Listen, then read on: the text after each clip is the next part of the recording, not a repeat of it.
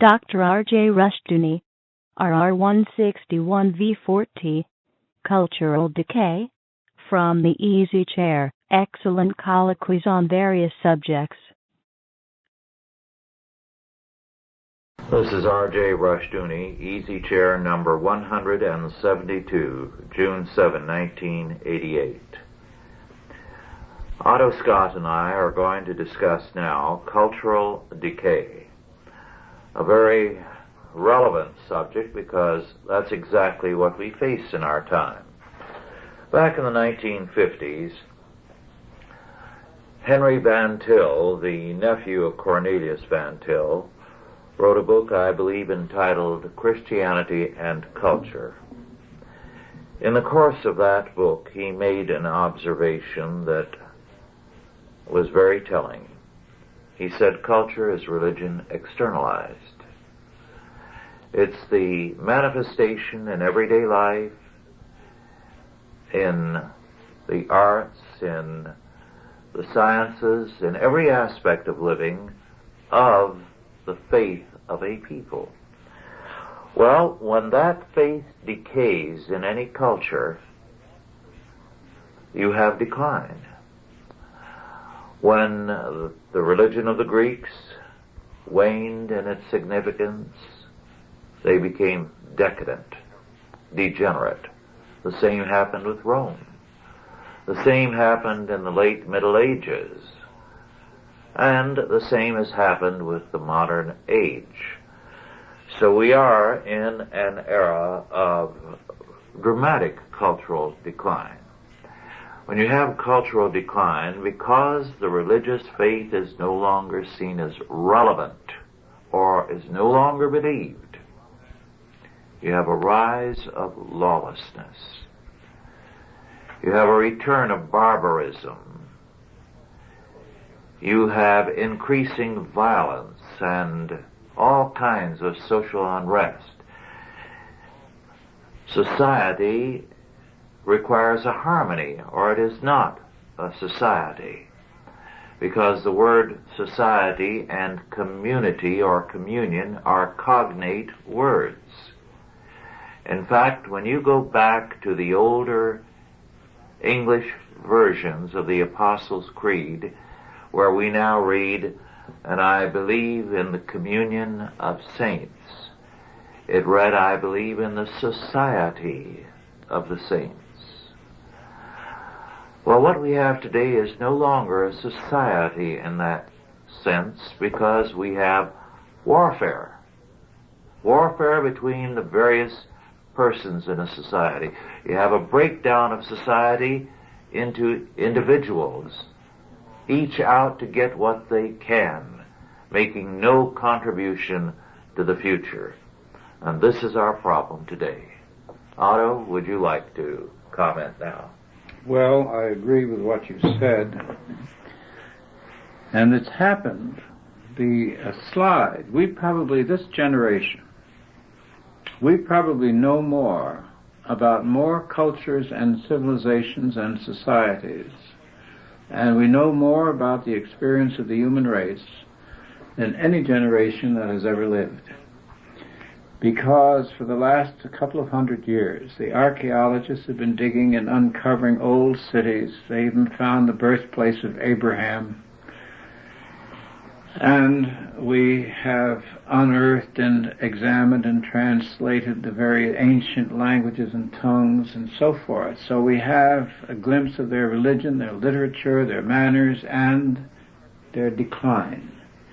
Of all the generations that have ever lived, we have the least excuse for imitating the failures of the past. And yet we are imitating most of them. Now, of course, the signs of decadence are, I suppose, as revealing of one's own standards as anything else. What one fellow may consider decadent, somebody else may think, oh, well, that's nothing very important. But my understanding now is that students in school feel they have a right to cheat. They have a right to cheat. And welfare recipients feel they have a right to welfare. A right to charity. Yes. Well, of course, that carries us back to that business I mentioned before from the American Spectator, when needs are translated into rights. Yes. And there's a difference between need and right. One can need a great many things, but you don't necessarily have a right to take them from somebody else. No. The signs that strike me most particularly are the attitudes of Americans now toward women. Women are no longer to be protected. And in part, of course, this is due to the fact that they have said they don't want to be protected. Well, they're not being protected. And unfortunately, the ones who said they don't need men are the ones who wouldn't have men anyway. And they have been accepted as the voices of all women, and they're not. But putting that to one side, the fact of the matter is that there is, practically speaking, an undeclared war against women in the United States.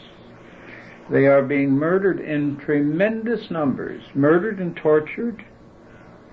They're not safe at night, they're not safe alone, they're not safe in the city, they're not safe in daylight in New York and other places. In certain areas are not safe. Then we have the very peculiar development of minority enclaves in the middle of our cities, some of our cities. We have black communities in some of our cities in which no white man can go. Well, not even a successful, hard-working black. Or not even an upper-class black. No. If you are hard-working, you are hated. You are the enemy. Now, this means that there is a separate group of law growing up in those areas. Yes. I just read recently, for instance, that there are 70, 80 gangs in Los Angeles that are turning that city into a barbarian battlefield. There have been almost 400 killed by these gangs in this year alone. The year's only half over. Well, when you were talking about atomizing the individual, separating everybody from one another, and I think in terms of the manners of young people, when I go into the doctor's office, the dentist's office and whatnot, they generally call me Otto. I remember when we called porters by their first name and servants. We didn't call elderly men by their first name. And I still don't like it. I don't really like the name Otto to begin with, and I don't like anyone but friends to use it.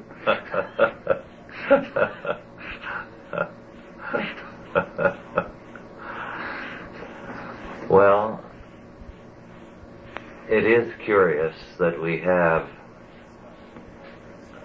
an equalizing now downward. Previously, it was an equalitarianism upward, trying to elevate people to a higher level and to have them all on this higher level. That's right. But now we equalize downward. Yeah. And Charles Hodge, the Reformed theologian, spoke of that in the 1880s as the triumph of the lowest common denominator. Well, you see that in every committee meeting you ever attend. Mm-hmm. Every proposition that's ever put to a group has to pass the lowest common denominator, who is searching diligently for something wrong with it. Yes, yes. Not for what's right and not for what can be done with it, but for a flaw. Mm-hmm. The lowest common denominator has the lowest common opinion of everyone else's motives. Well, one of the marks of cultural decay, I believe, is to separate life from morality. And this is a deadly fact, because every atom in this universe is God created. There is no escaping God and His law, His moral order in any area of the universe. Van Til, in one of his writings, said that if there were a button people could press and disappear from God's sight and governance for a second or two, or as long as they had their finger on that button, he said fallen man would always have his finger on that button. Of course he would. But he said no such button exists. Well, people act, however, as though they have that button and they've got a stone on it and concrete paved over it, and therefore they are invisible to God. And even invisible to others. Yes. There are people, you know, who actually think they can fool others, who can fool the world. And I regard this world as not containing any secrets whatever. There are too many other eyes, smarter than your own, on you, for you to ever be concealed. Well, consider, for example, how supposedly something can be concealed and made, therefore, irrelevant. The Reagans and astrology. Now, supposedly it was harmless because it was not public and it was not affecting the public. They have enough elementary knowledge of what the Bible teaches to know how hostile the Bible is to astrology. What are they saying when they resort to astrology, other than that we have a button in view of our position that exempts us from it? Well, let's go back just a minute and take a look at Nancy and Ronnie. His first names? Yes. That you caught me. And that's because I'm expressing actually a lack of respect. And that's the way it came out. All right, we'll look at the present and what Taki calls Nancy the First. Now, neither of them came from a religious home. I'm not sure that either of them have ever read the Bible. They're both theatrical people who have been in the theater for a long time, and you know the nature of the American theater in our time and in their time. Now, Gary Wills, the apostate conservative who is now a liberal writer and a professor, did a long review of Donald Reagan's book on the Reagans. I'll use the first names again because they're irresistible. And he argues in his review that Mrs. Reagan used astrology as a means of not admitting to herself and to her husband his inadequacies, and kept referring to her friend in Los Angeles as having advised something because she didn't want to say directly, this is what you should do, and this is what you should not do. When, for instance, she advised him on the contra hearings to say nothing, that actually was pretty good advice, because if he had been encouraged to speak freely, he would have just made a fool of himself. And I think that's rather astute. I don't really think that the astrology then, in that light, is as serious to the Reagans as the need to maintain the proper facade. The act. Nothing could interfere with the act.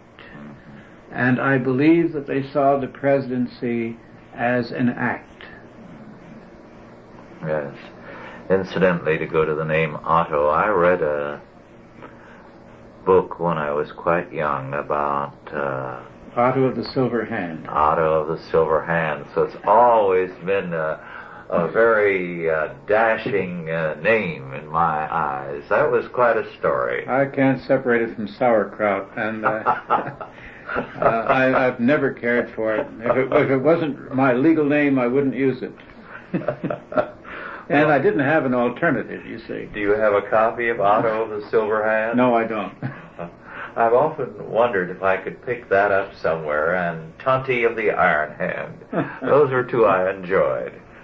I have gone back to a few of the books I read years and years ago and found that I liked them. Well, now, because of my disastrous experience with old movies, I haven't gone back to old books. Oh. Well, I was making a point a while back about Van Til and the button obliterating God. That's how all our politics is carried on. For example, the June 6, 1988 U.S. News and World Report the keystone cops of arms control. Just to read a few things, you're familiar with this, but let me read them anyway.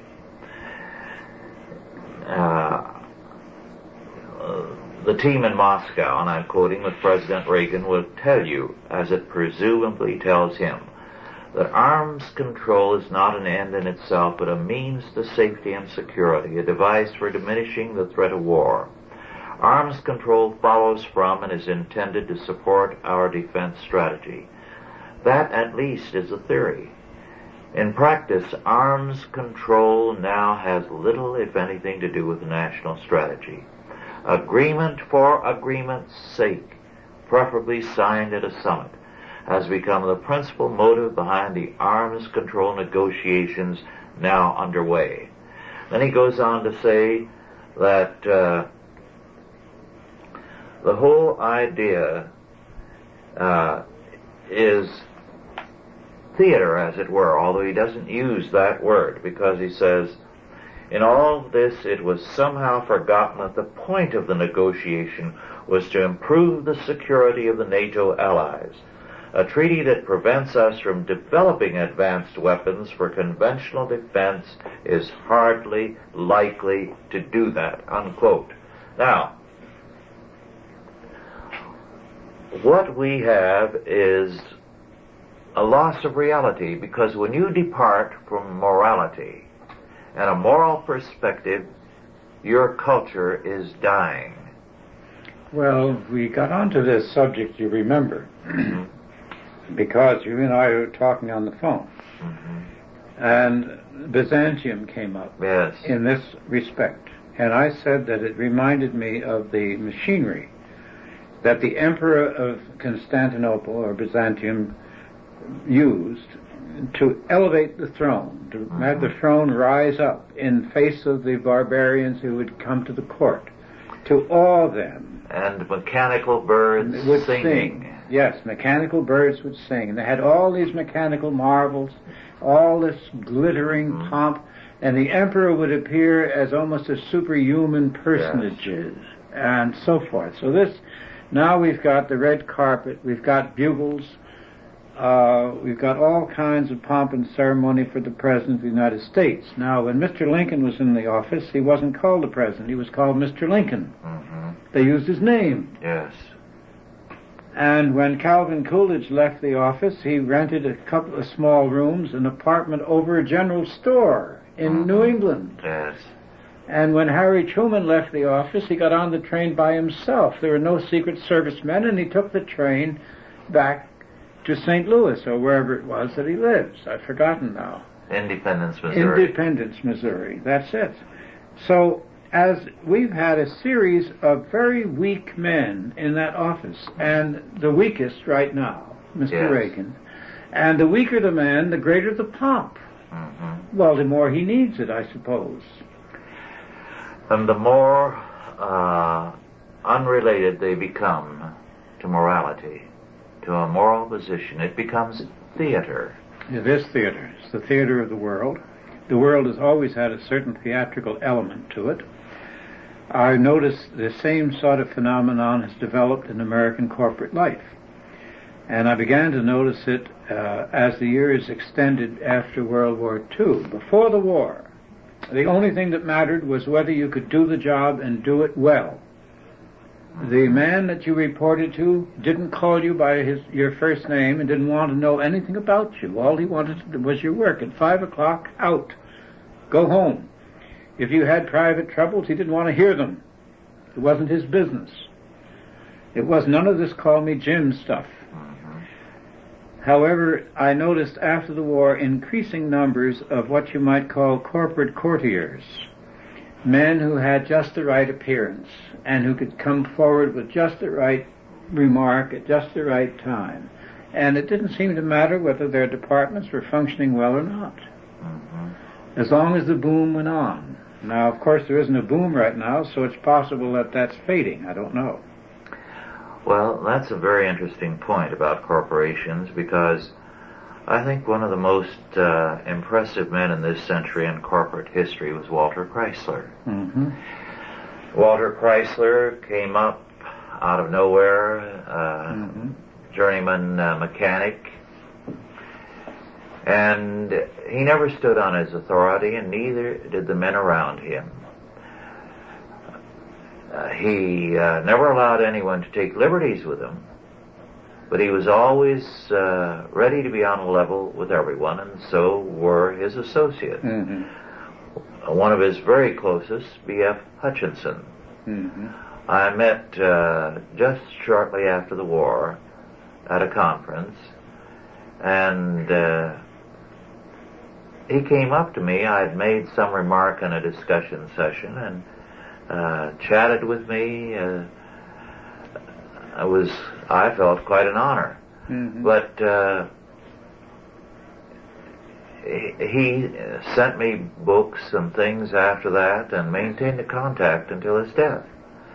Now, it was never condescending. There was a genuine equalitarianism there, because he knew who he was, and I knew that I was a young man who was just no one. Now, when each of us knew who we were, no problems. There were no problems, and there was camaraderie and an equalitarianism of a different sort. Well, there was no decay to corrupt the situation. No, none whatever. I remember meeting Paul Blazier. He was 75. And I was, I think, 49. And we had a conversation that lasted about 3 hours in front of all the vice presidents in the company. And one of them said later they thought the old man had finally gone crazy because he was spending all this time with the editor of a little unknown magazine.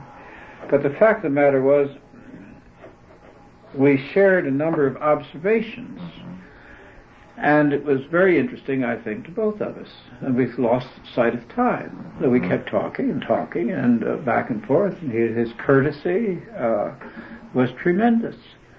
He spoke to me as to an equal, but of course he was much more intelligent.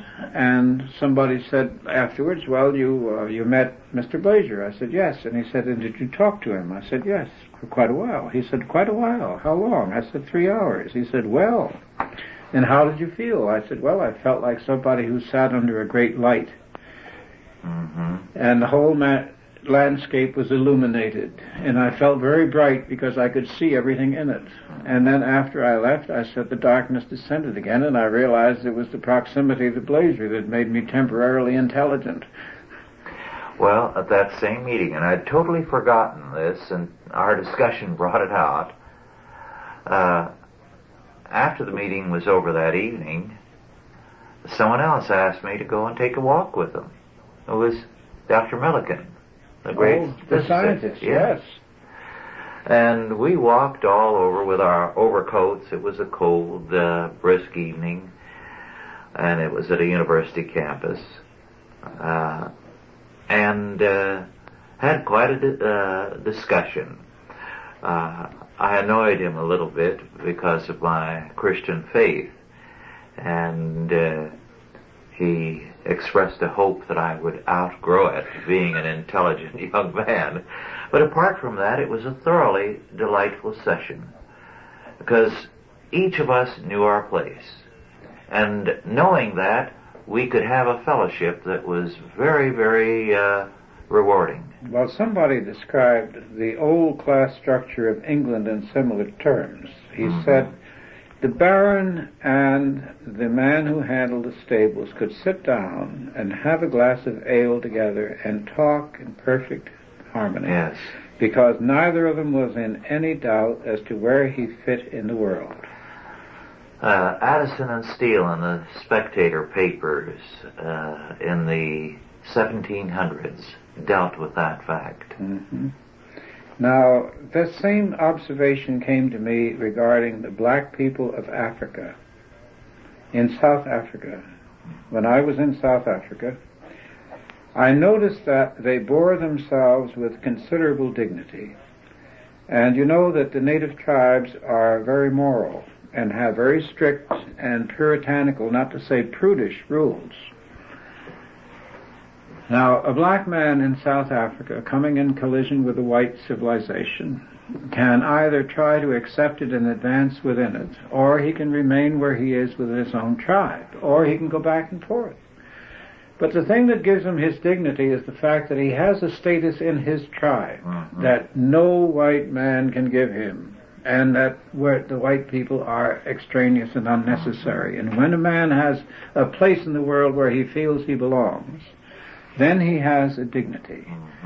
Now, one of the great problems to the American civilization today is that people who are traitors to our culture have been destroying the feeling that we belong. Yes. And therefore they are destroying the dignity of the American people. And as the dignity and self-respect of the American people is being damaged, their morals loosen, because a man who loses his self-respect cannot keep his morals. Yes. Well, not only are they destroying our culture, but they are doing everything to exclude those who disagree from the common life of the United States, or this is true in other countries as well, as though we belong to an obsolete world. The Christians. Yes. Yes, we're part of the past. Yes. Post-Christian era. You and I don't belong on earth. These men, scholars, can write books about the Middle Ages without ever mentioning Christianity. Isn't that remarkable? Yes, amazing. Or write about the history of the United States as though Christians never existed. Well, if you say this was a Christian country, you will get quite an argument. Well, we were discussing this morning at breakfast the fact of the front page story in the Stockton Record about Ripon, California, the city that crime forgot. And the whole point of the story was that here was an amazing fact, a community where there was very little crime.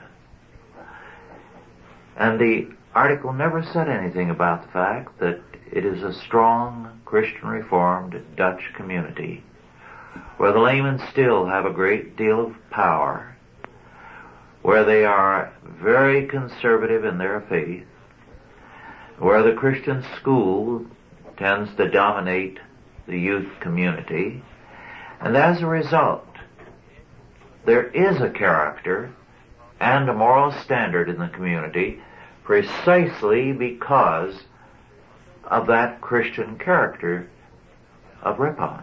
That was never once mentioned. It was as though the police were responsible for it, or something about the structure of the downtown area, they said. Maybe it was in the water. Yes. Anything except Christianity.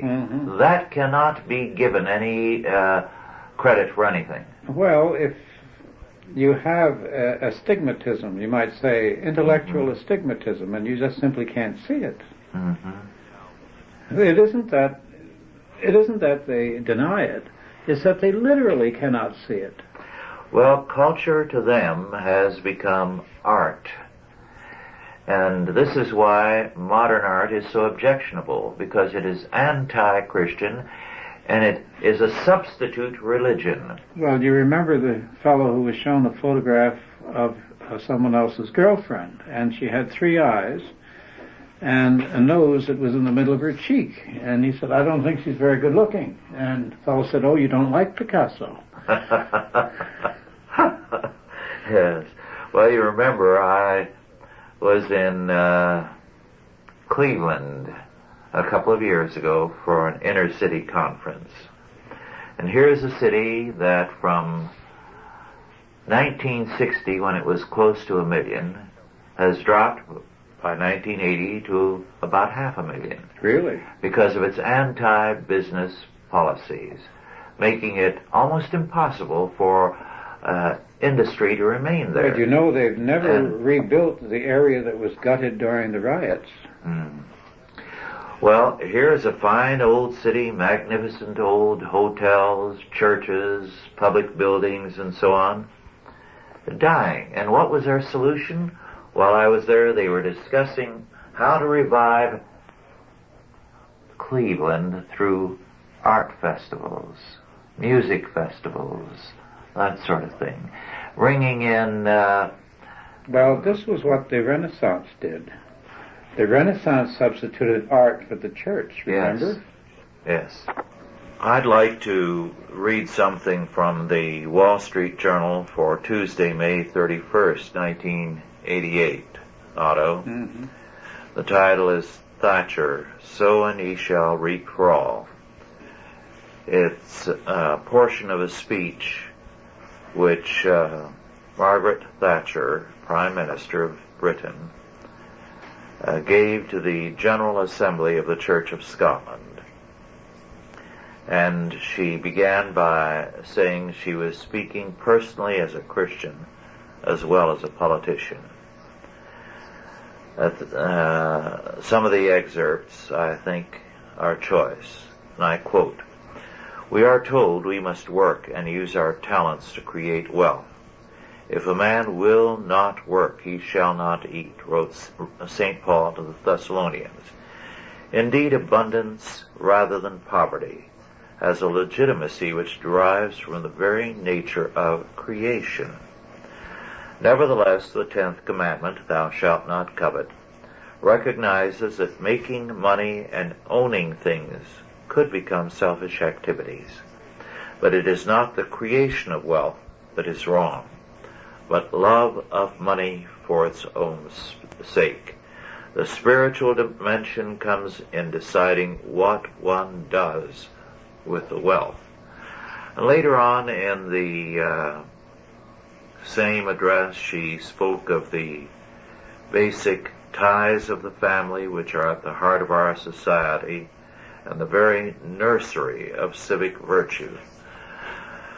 But I like this especially, and I quote again. When Abraham Lincoln spoke in his famous Gettysburg speech of 1863 of government of the people, he gave the world a neat definition of democracy, which has since been widely and enthusiastically adopted. But what he enunciated as a form of government was not in itself especially Christian, for nowhere in the Bible is the word democracy mentioned. Ideally, when Christians meet as Christians to take counsel together, their purpose is not, or should not be, to ascertain what is the mind of the majority, but what is the mind of the Holy Spirit, something which may be quite different, unquote. Well, we've been talking about social decay. And I think if Britain continues to look to Margaret Thatcher, they're going to see a reversal of the social decay they have experienced. No question. In the past 28 years, since 1960, Britain has seen 100 churches a year close permanently. Churches that have been functioning from 100 years or more to many, many centuries. Magnificent old buildings, empty, sold, turned into bars, or nightclubs, or antique shops. Now they have someone who can reverse this social decay, who is speaking as a Christian and applying it to everyday life. Well, they chose her, and she has served and is going to serve longer than any other prime minister in this century. Yes. That speaks for itself. The only people against her are those who operate the media, the universities. Yes. They are in a rage. And, these are people whose pretensions to democracy always collapse when the vote goes against them. Yes. But I think it's quite possible that England will come back. England has suffered a devastating fall. The loss of the greatest empire on the face of the earth. I remember, and so do you, when we were boys, that most of the map was salmon pink. And it represented British territories all over the world. And the saying was, the sun never sets on the British flag. All right, it set on the British Empire. It went bubbling down under the surface of the waters. It was an empire that was talked to death by Mr. Roosevelt and the liberals of their own camp and so forth. But it's quite possible that England will come back. I wouldn't say as an empire, but it will come back as a society. Societies do come back. I remember reading about the sons who inherited the throne of France, the sons of Mary de Medici, and was it Mary or Catherine? I've forgotten. At any rate, they were the most terrible group in the 16th century. You remember, this is the time of the St. Bartholomew's Massacre. Yes, Marie de Medici. Marie de Medici, not Mary. And one was a transvestite, and others had equally odious problems. And France was divided in three parts in the Civil War. Spain was subverting the government of France and pouring money and agents into it. The princes of Condé were out to overthrow the dynasty. The Protestants and the Catholics, the Calvinists and the Catholics, we should say, were involved in a spiritual war. The nation was totally degraded, totally and inconceivably degraded. The court from which Mary Stuart came, Mary Queen of Scots, matured in that court, a real cesspool. Yes. And yet France came back to lead all Europe. I think of Spain, and the history of Spain is not taught in the United States as far as I recall, but it's a very interesting history. It's a history of a great empire, but it's the history of an empire that didn't begin in triumph. Spain was divided all over. It had three different races and religions. It had Judaism, it had Catholicism, Christianity, it had the Muslims and Islam. A horrendous struggle to release Spain from the Mohammedan grip, and finally achieved. And at one point, I recall, Seville was in such a degraded condition that you weren't safe at night outside your house and you weren't safe in the daylight inside your house. Those iron bars that are outside the windows of Latin homes are an inheritance from that period where you had to have iron bars to keep the brigands out. And even then, they did what they still do in Latin America. If they ever get into the house, they kill everyone in the family, leave no witnesses. And yet, within a single generation, Spain was unified and released, and then began its rise to empire. Well, the 30 Years' War was a nightmare. It leveled many areas of Germany. Towns disappeared. A very, very high percentage of the men died. For 30 years, these marauding armies of mercenaries who didn't care whom they killed marched across the face of Germany. And yet in one generation, a totally ruined and demoralized country recuperated. Yes. Well, look at the 100 Years' War. Yes. And yet France came back. Yes. Italy has never come back. It's never come back as a nation.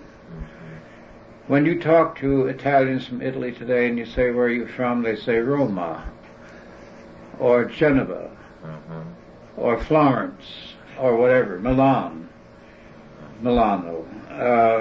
Never Italy. There is no national idea of Italy. And this prospect is confronting us, that people are now, you don't hear anyone describe himself as an American. I haven't heard a man say, I'm an American. He'll say, I'm Irish, or I'm Italian. They've never been to Ireland. They've never been to Italy. They can't speak Gaelic. They can't speak Italian. They don't know a damn thing about either of those places. But they're adopting the allegiance of their forebears, because what used to unite Americans is being denounced. And you recall that, I always feel, I remember my dad's comment that disloyalty, he said, begins in the mind. And when the intellectuals turn against the culture, then you have the real treason. Yes, there was a book written by a Frenchman, The Treason of the Clerks, that is, of the intellectuals. And while the book today would not be too impressive, the point was essentially sound, namely that the great treason of the modern world has begun among intellectuals as they have abandoned Christianity and as they have looked with contempt on Christian faith, on the common man, and felt that the only intelligent course is for society to listen to them. This is a revival of the Renaissance attitude, because the Renaissance thinkers were very heavily influenced by Plato. Yes. And they believed that kings should listen to philosophers if they could not themselves, the philosophers, be kings. And one of the ironies of history is that some of the humanistic scholars who had a great deal to do in shaping Henry VIII were horrified when he decided to be his own king. And one of the chief of these was Thomas More, who could never forgive Henry. And the irony is that because Henry turned against the Catholic Church, Thomas More, who had counseled that earlier, now resented it because it was done in independence of him. So, out of contrary feeling, he became militantly pro-Catholic. He died nobly, but his life was one sick, sorry mess. He resented the fact that this king did not listen to an intellectual like himself. Well, you have this Voltaire setting off a wave of ridicule against religion and Christianity and calling the French history a record of criminality. But you know, Voltaire picked this up in London, when he went to London. And because the English were still killing off Cromwell and the Puritans, even in the early 1700s, it was endemic in the English aristocracy. Yes. And that was a period that Macaulay said, that there was a period, he said, of almost 70 years in which there was not a single honest man in all of England's public life. The king, Charles II, was on the payroll of Louis XIV. Yes. Now, they came back. Yes.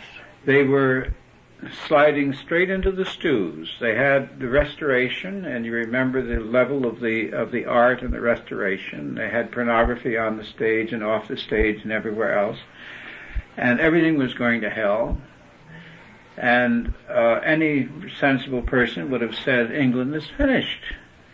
And yet, thanks to Wesley and others, Whitfield, yes, England was restored and went on to greater heights. Yes, that's an interesting fact. Wesley, a militant Arminian, and Whitfield, a militant Calvinist. And their work together saved England. Yes. Otherwise, they would have gone the way of the French Revolution. Before the French Revolution. Yes, before. Before the French Revolution. They would have led the way. Yes. Well, so countries come back. Countries come back. Mm-hmm. Now we have, I'm repeating myself, I guess it's inevitable on these tapes to repeat yourself, such a skillful and highly specialized population. We have more experts in more areas than any other country has ever had, and yet we have a nation that has almost a disdain for thought, a contempt for thought that's beyond the job, beyond the project, that the sort of generalities that you and I exchange on occasion are considered to be much of a waste of time. Where does it lead? Except what we're finding as a result of our work is a hunger for this sort of thing. So that we find, when we have our conferences, for example, a different kind of population. For example, we were discussing a little while back Monty and Naomi Hidden, who'll be here this weekend. Right. And the fact that they read to their little children your books. Now, that is creating a different type of people. And we have more and more of that all over the United States.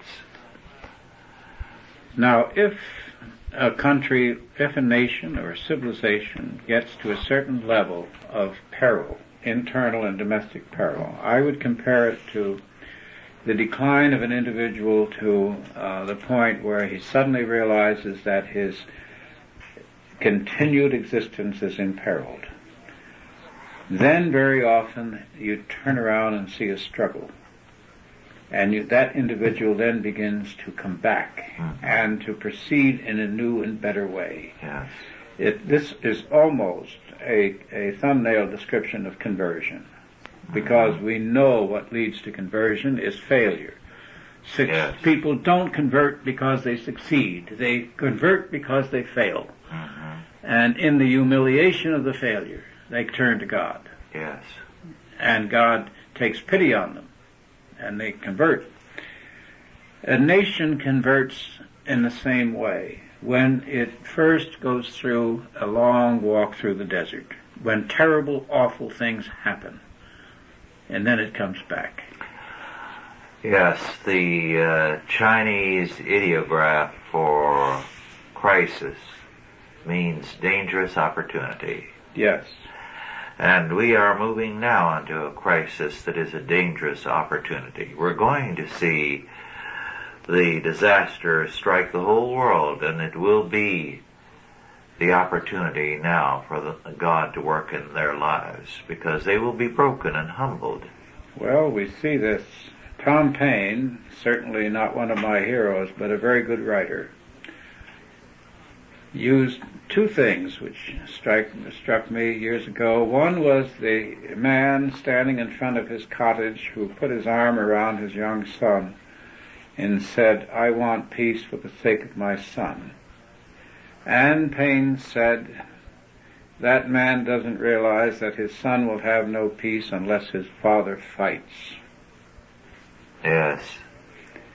And the other was, these are the times that test men's souls. Mm-hmm. Try men's souls. Try men's souls. Yes. Yes. Well, all this decadence, in the final analysis, I have a book on it, and the author's definition there was that decadence is when a country loses the will to fight. Mm-hmm. Carthage, before Rome, in order to prove its peaceful intentions, the Romans said, "Turn over your instruments of war to us." Yeah. And they did. They disarmed. They had an INF treaty that covered all their weapons.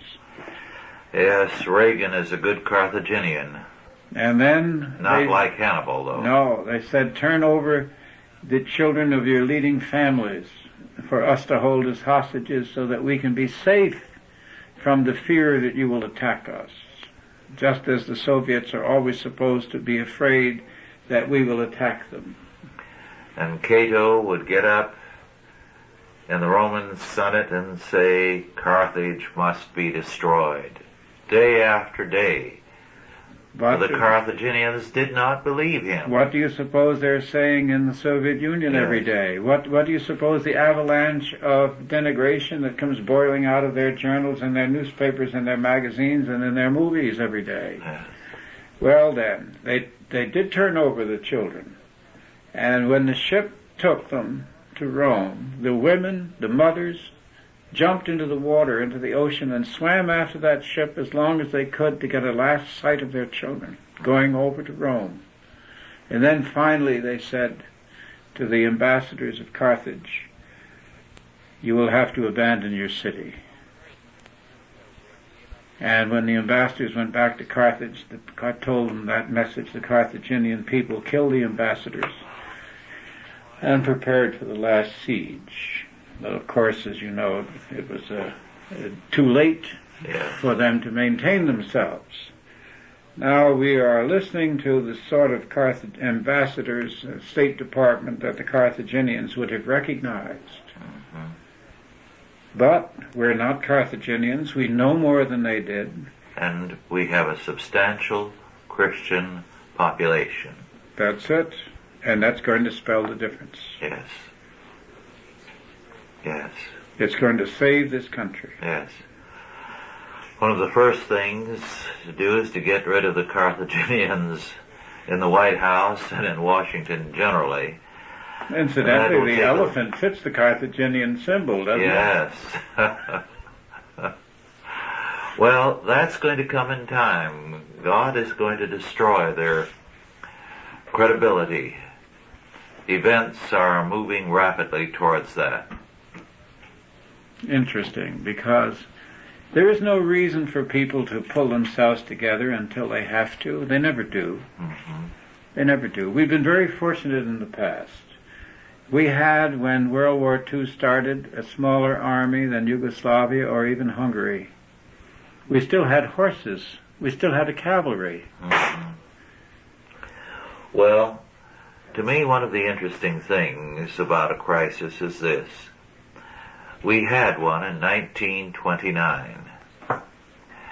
Now that crisis led to some very interesting results. It was wealthy people who jumped out of skyscraper windows and committed suicide, and they were not stripped of everything. My father was amazed at that. He said they still had money, and they jumped out the window. Yes. But it was the people who lost their homes, lost their jobs, who had everything, who went on living and fighting. That's right. And it was because they didn't have the debauched culture that those people of wealth had. Well, they hadn't abandoned everything in order to, they hadn't turned to the great money god. I've seen fellows sell their souls. And when you talk about selling your soul to the devil, it sounds medieval. It sounds very old-fashioned and unworldly, but it isn't. People do sell their souls. Mm-hmm. They sell their honor. They sell everything that makes life worth living for the smallest advantages. Yes, at bargain basement prices. Really, they don't hold out for much. Mm-hmm. Although I don't know how many people understand the bargain basement metaphor. That's gone nowadays. They don't have them as many. No, not as many. Walk down 3 flights. I remember a friend of mine in New York who said, I bought this suit in Klein's. Would you believe that it only cost $15? I said, yes. And he got upset. They were bargains, all right. Well, I think we're living in the most exciting time in all of history. We're living in the time that God chose for us. Yes. It's actually blasphemy to say, I wish I had lived in some other period, because this is the period you belong in. And it's the crucial point of all history, because I think a great many of the trends of history are coming into focus.